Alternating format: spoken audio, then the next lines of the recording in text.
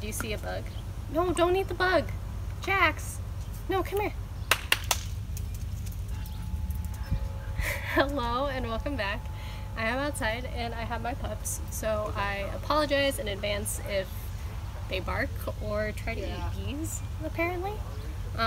Also, there are some kind of loud-ish wind chimes. Anyway.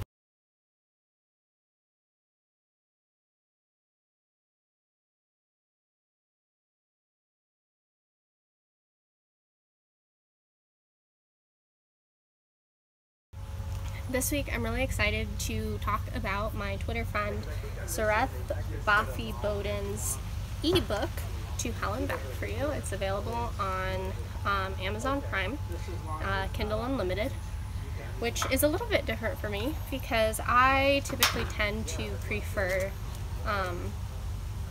like hard copy books, but I mean, we all know I've done a couple audiobooks, so just expanding my repertoire. Alright, so for this book, it was a little bit out of my normal wheelhouse. I know I've read a ton of romance novels, and I know I've read a couple paranormal romance novels, but this is kind of unique in that it's my first, like, ghost and demon paranormal romance, and it's also my first LGBTQ I, etc. romance. So, I know normally I talk about the book and my thoughts and then kind of like, this is why you may or may not like the book. I'm just going to say now that this is a very multifaceted, multi-layered, nuanced book that addresses a lot of different things. And so, if you're particularly sensitive, this may or may not be the book for you. So, I think that it's really important to approach it with an open mind. So this story mostly focuses on a character by the name of Mark, and he is a recovering drug addict. He is depressed and very into true crime drama, but like, who isn't? I know I have recently been getting into a lot of CSI, and I have been known to go into some wiki holes on Ted Bundy and the like. Anyway, so because of his interest in true crime and because of some of his previous experiences in life, and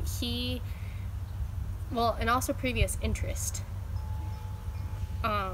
in the spiritual, astral, physiological realm, he decides, after seeing a true crime documentary teaser, to go to this little neighboring town in Ohio to see the home of a serial killer. While he's there, he runs into some ghosts. He actually meets the serial killer's daughter and checks out the town and stuff, and things kind of go sideways from there. He, like I said, it's very multi-layered. He gets involved with these ghosts. There's some paranormal rituals. He kind of brings this serial killer back from beyond the grave, and I don't want to say he has a relapse with his mental health problems, but he threatens suicide and ends up in a psych ward at a local hospital, and that's where he meets Devin, who starts out as just a really good supportive friend, but eventually turns into something more.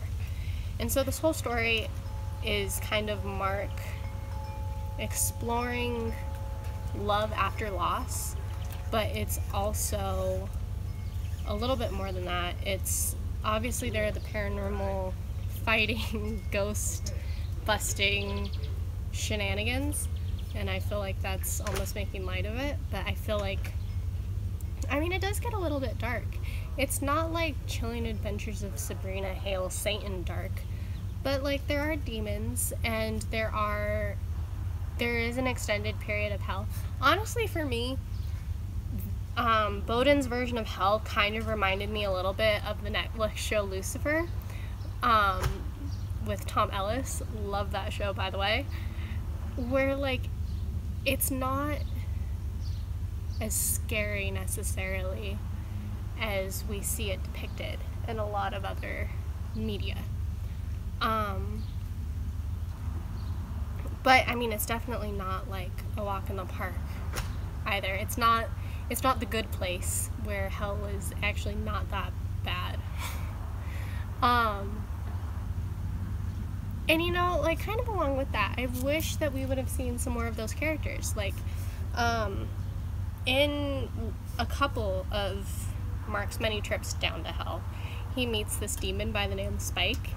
And it was kind of funny because at one point I pictured Spike as like kind of like a bird with like a bird head and bird legs, but like his body was a little unclear.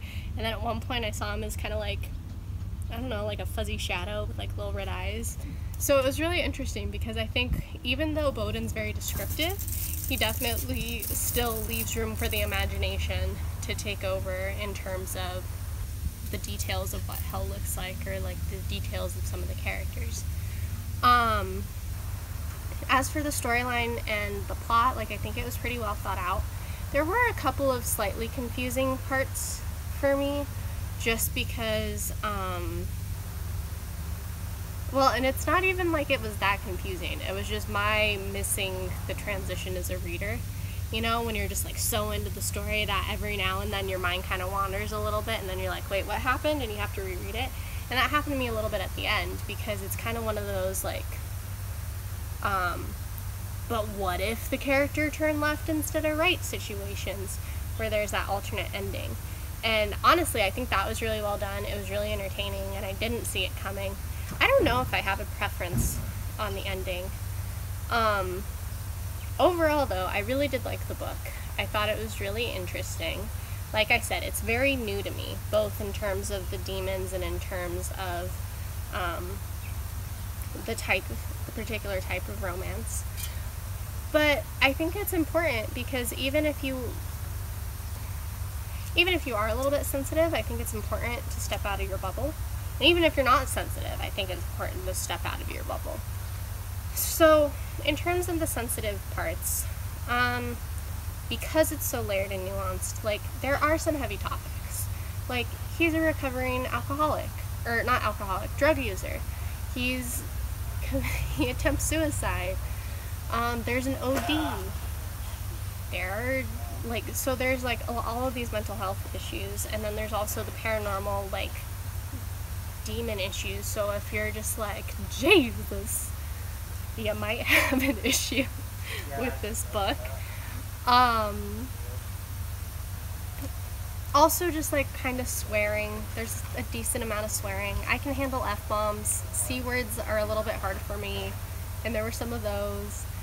And also, like, if you're sensitive, I don't want to say like prudish is a bad thing, but like if you tend to lean toward the slightly more prudish side, there are some violent, like, fight scenes. There are some sex scenes. I think that they're not terribly graphic, but I think they are fairly descriptive. The fight scenes certainly were very descriptive and very engaging, and you're just like, oh my gosh, what's gonna happen? It felt like watching, I don't want to say Pulp Fiction, but like it was very visual, like Pulp Fiction is. And so if you don't enjoy reading those types of scenes, since they're kind of peppered a little bit throughout the book, like, that might be a little bit difficult for you. Overall, though, I would recommend it. I think Bowden's a very talented author, and I think he's very unique. I haven't read a book like this before. Maybe there are a gazillion out there. I don't know. And if there are, I'm really glad that this is my introduction into that kind of subgenre of paranormal romance, because I think it was really interesting and it was very captivating. It held my attention for sure. So do recommend, with some slight, like, cautionary bits if you're easily triggered by, like, mental health or demons or sex or violence. But overall, I think it's a really good story.